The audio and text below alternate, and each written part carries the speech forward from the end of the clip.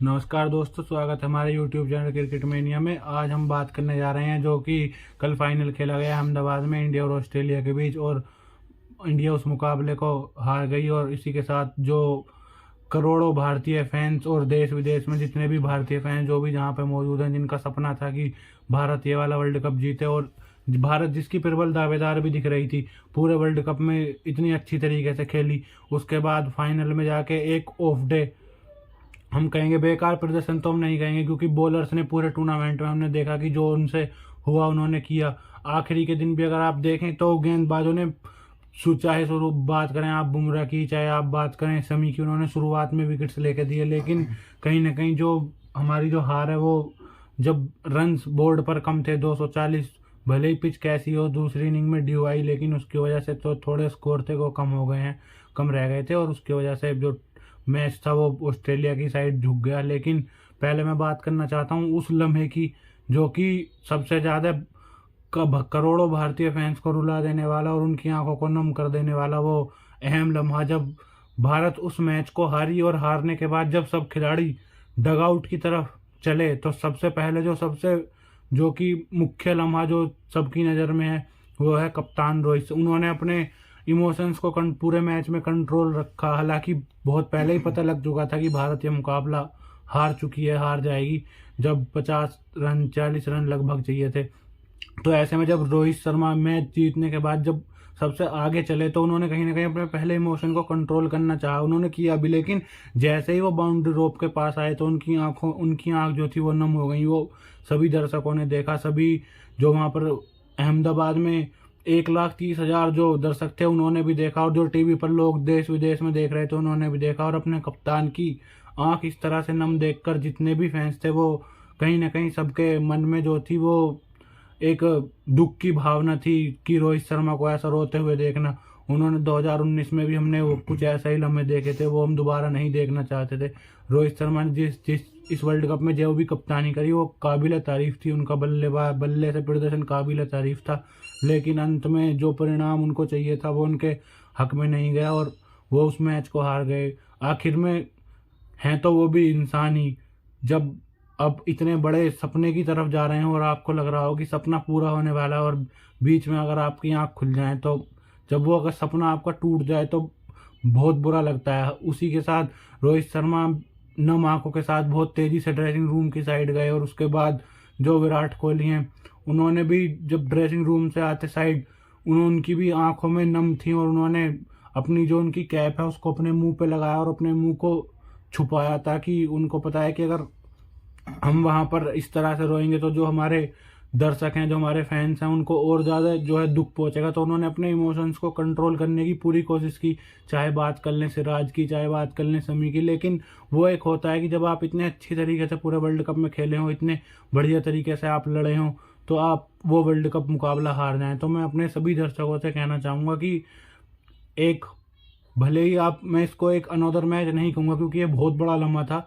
World cup final था, लेकिन हमारी टीम में कोई कमी नहीं थी, कोई हमें अपनी टीम से गिला शिकवाया, किसी खिलाड़ी को कोई भी गलत कहने की या किसी खिलाड़ी को कोई आलोचना किसी खिलाड़ी के ऊपर उठाने की कोई ज़रूरत नहीं है, या हमें किसी भी खिलाड़ी के विरुद्ध कुछ भी बोलने की ज़रूरत नहीं, क्योंकि हर खिलाड़ी ने, इस टीम ने वो प्रदर्शन किया है जो हमें बीती कुछ टीमों से प्रदर्शन की उम्मीद थी। हर खिलाड़ी ने अपना रोल अदा किया, हर खिलाड़ी ने अपनी भूमिका समझी, हर खिलाड़ी ने अपना योगदान दिया।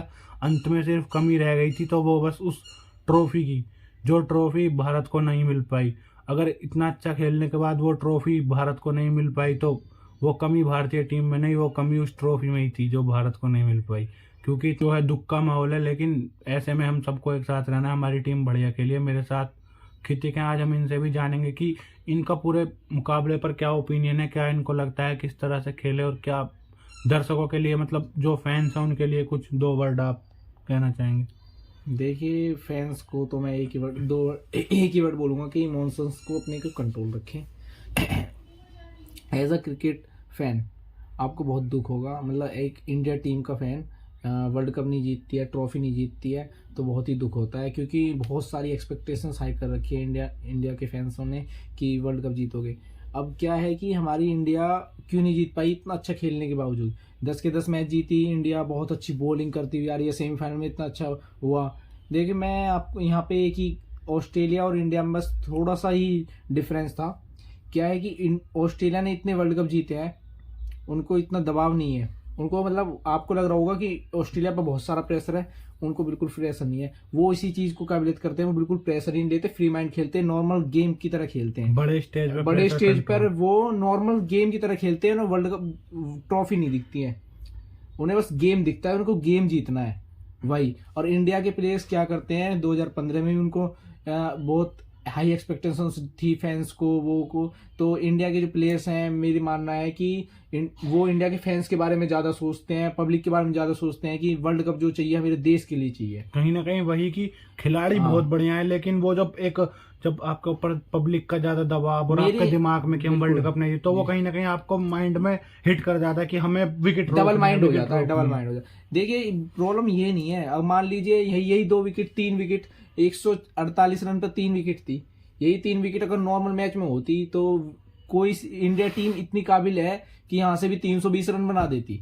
पर क्या है कि केएल राहुल इतना मंदा खेले, विराट कोहली इतना मंदा खेले उस टाइम, बीच के ओवरों में जो बाउंड्रीज नहीं आई, वो क्या है एक प्रेशर, वो वही डबल माइंड को हिट कर गया कि कैसा खेलना पड़ेगा, किस तरीके से संभालनी पड़ेगी। क्योंकि वहां पे एक डबल माइंड ये हो गया था कि रोहित शर्मा ने बहुत अच्छे से स्टार्ट दिया, रोहित शर्मा विराट कोहली इतने अच्छे खेले, पावर प्ले में 80 रन थे 10 ओवर में। तो वही हुआ कि रन तो ज्यादा आगे हैं, तो अब हम मंदा खेल सकते हैं। कहीं ना कहीं वही चीज होगी ना, वहां पे हम मंदा खेल सकते हैं। नहीं, कहीं ना कहीं राहुल और कोहली के मन में मेरे हिसाब से जो मुझे लगता है वो ये बात उनके दिमाग में रही होगी कि इसके बाद बस हमारे पास एक, जो मतलब अगर आप बल्लेबाज के रूप में देखें तो हमारे पास बस एक बल्लेबाज बचता है, सूर्य कुमार यादव, जो कि उन्होंने भी इस वर्ल्ड कप में खास उनकी बैटिंग आई नहीं थी, क्योंकि ऊपर से रन बनाए। तो वो भरोसा होना, अगर वहां पर 1-2 विकेट और जल्दी गिर जाए तो हो सकता है और जल्दी पैनिक कर जाती है इंडिया। तो मुझे लगता है कि हम कमी तो नहीं कहेंगे कि बल्लेबाजों में कोई कमी नहीं थी, बस एक माइंडसेट की कमी वही थी। मैं आपसे अगर मैं आपसे कहूँ कि यही ऑस्ट्रेलिया की टीम, यही इंडिया की टीम, आप इनसे 5 मैच की सीरीज रखवा दो ओडीआई की, अगर ऑस्ट्रेलिया सीरीज जीत जाए तो मेरा नाम बदल देना। अरे बिल्कुल नहीं जीतेगी, जिस तरीके की इंडिया टीम है, इस टीम से वर्ल्ड की कोई सी टीम ही जीतेगी। बस फर्क क्या था, प्रेशर इंडिया टीम ने खुद पर लिया है, खुद से क्रिएट किया है, जो कि उन्होंने उनका प्रेशर तुम्हें फील्डिंग में दिखा होगा, और वाइड्स में ज्यादा विकेट लेने की उस तरकार में शमी ने इतनी वाइड्स फेंकी, बुमराह ने पहले ओवर में 16 रन दिए, तो प्रेशर अलग ही दिख रहा था।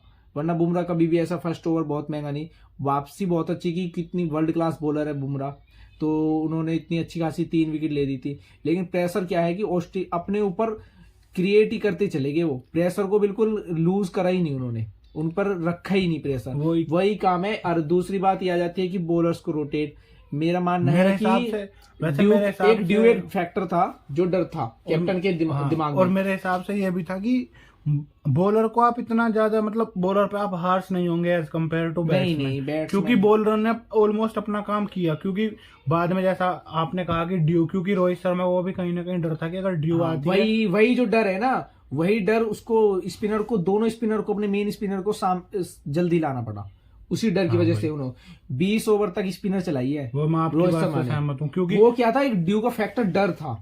अगर वो ड्यू डर को निकाल देते ना और मैच जीतने की कोशिश करते तो वो चीज हट जाती। उन्होंने डर की वजह से स्पिनर को लाया, सिचुएशन को पीछे कर दिया और पहले स्पिनर्स के ओवर कराए, ताकि ड्यू की वजह से अपने स्पिनर्स के ओवर बाद में प्रॉब्लम ना आए।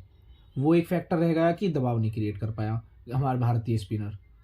एक तो 10 ओवर के बाद मैं नहीं मानता, 15 ओवर के बाद मैं मानता हूँ कोई स्पिन लानी चाहिए ओडीआई में, क्योंकि बीच का गेम बहुत लंबा होता है, 15 से 35 ओवर तक। और कहीं ना कहीं जैसा फास्टरों के सामने जो हमारे फास्ट गेंदबाज थे, उनके सामने जो बल्लेबाजी हो रही थी, तो कहीं ना कहीं जो बल्लेबाज थे वो फंस भी रहे थे। ट्रेविस हेड फंस रहे, तो ऐसे में जो ट्रेविस हेड को आप किस्मत देख रहे हो कि ट्रेविस हेड की, बुमराह की कितनी बॉल बची उससे, स्टंप को एक छू के गई थी, वैसे अब जो हो गया उसके बारे में बेल्स नहीं गिरी थी। वो किस्मत की बात है, आज किसी प्लेयर की चल गई क्या नहीं, पर किस्मत क्या है कि आपको ना प्रेशर बना के रखना था। मान लीजिए एक प्लेयर की बहुत अच्छी किस्मत है, आउट नहीं होगा, है ना, इतनी अच्छी किस्मत है, लेकिन अगर आप उसको प्रेशर क्रिएट होता तो वो 80 बॉलों में 40 रन बनाता, प्रेशर क्रिएट होता, बाकी बल्लेबाज आउट होते रहते, वो खड़ा रहता अकेला, क्या जीता पाता? नहीं, बस प्रेशर नहीं था, रन्स भी बोर्ड पर नहीं थे, प्रेशर भी नहीं था ऑस्ट्रेलिया की टीम पर, बहुत कम रन थे, रन बॉल भी खेलते तब भी जीत जाते।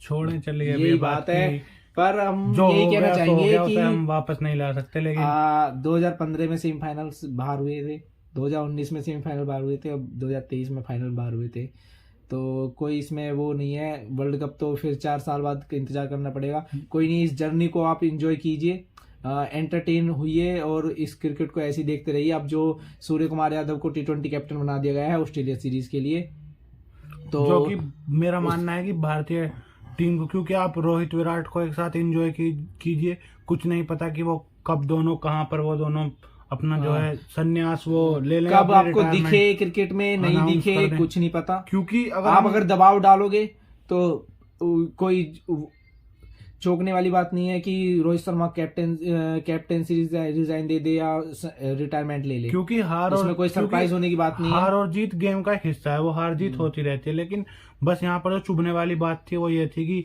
वर्ल्ड कप भारत में था और भारत इतनी अच्छी तरीके से खेली, पूरे वर्ल्ड कप में डोमिनेट किया और फाइनल में जाके हार गई।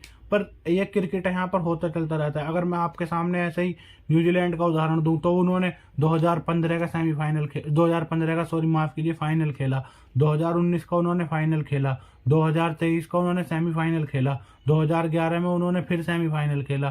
तो उस टीम के नज़रिए से भी अगर आप एक बार देखें कि वो भी एक टीम है जो बार बार कंसिस्टेंट परफॉर्म कर रही है, लेकिन वो भी आज किस्मत तक साथ नहीं दे रही वर्ल्ड उस कप टीम नहीं की, जीते जो हैं। बात है। तो ये क्रिकेट जो है ये हार जीत जो है ये एक गेम का हिस्सा है। तो इसको जरूर हमें पता है कि भारतीय टीम ने बहुत अच्छा खेला, दुख हमें भी है, सबको दुख है, लेकिन इसमें इस तरीके मतलब दुख तो है, लेकिन अपने दुख को मतलब एक इंजॉय में, एंटरटेनमेंट में अगर उसको बांटोगे तो वो बट भी जाएगा। आप खिलाड़ियों पर प्रेशर ना करें, ट्रोल ना करें तो ज़्यादा अच्छा होगा, क्योंकि हमारे ये खिलाड़ी हैं, इन्होंने इस इंडिया टीम को कहाँ पहुँचाया है।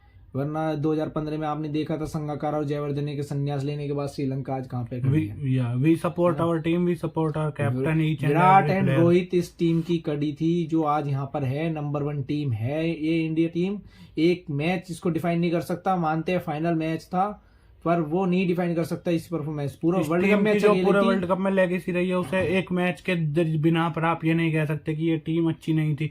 और जो रोहित शर्मा और विराट कोहली, उनकी जो लेगेसी सालों से चली आ रही है, उसे आप मात्र एक ट्रॉफी के बेसिस पर नहीं डिफाइन कर सकते कि अगर वो ट्रॉफी नहीं जीते तो वो अच्छे खिलाड़ी नहीं है या वो अच्छे कप्तान या जो भी आप कहना चाहें कह सकते नहीं है। वो एक, क्योंकि कभी कभी क्या होता है कि जरूरी नहीं होता कि हर कप्तान या हर खिलाड़ी अपने कार्यकाल में या अपने क्रिकेट जर्नी में जो है वो वर्ल्ड कप जीते या कोई भी ट्रॉफी जीते। बिल्कुल नहीं होता। और मैं उम्मीद करूंगा कि जो चैंपियंस ट्रॉफी अगले साल खेली जानी है उसे भारत जीते और रोहित शर्मा और विराट कोहली। सचिन तेंदुलकर को देख लो आप, कितनी लंबी जर्नी तय करी थी उन्होंने वर्ल्ड कप जीतने के लिए। 2011 में जीते, वर्ल्ड कप उन्होंने खेले, 5 वर्ल्ड कप खेले उन्होंने, 5वें वर्ल्ड कप में वर्ल्ड कप जीते हैं। तो बहुत बड़ी जर्नी तय करी थी। वो बात है, अगर विराट कोहली को अगर आप प्रेशर ना करोगे तो वो और लंबा खेल सकते हैं। चांस है 2027 का वर्ल्ड कप भी विराट कोहली खेल सकते हैं, चांस है। Virat Kohli T20 world cup खेले, अगर आप चाहते हो उनको सपोर्ट कीजिए, अपनी टीम को सपोर्ट कीजिए और एंटरटेन करते आए हैं, ये अपने देश के लिए लड़ते आए हैं और आपने घबराना नहीं है। और next world cup T20 world cup है, फिर चैंपियंस ट्रॉफी है। कोई नहीं, ये ट्रॉफी हमारे हाथ आए तो हम चाहते आए, बिल्कुल आए। वंदे मातरम। वंदे मातरम। जय हिंद। जय हिंद।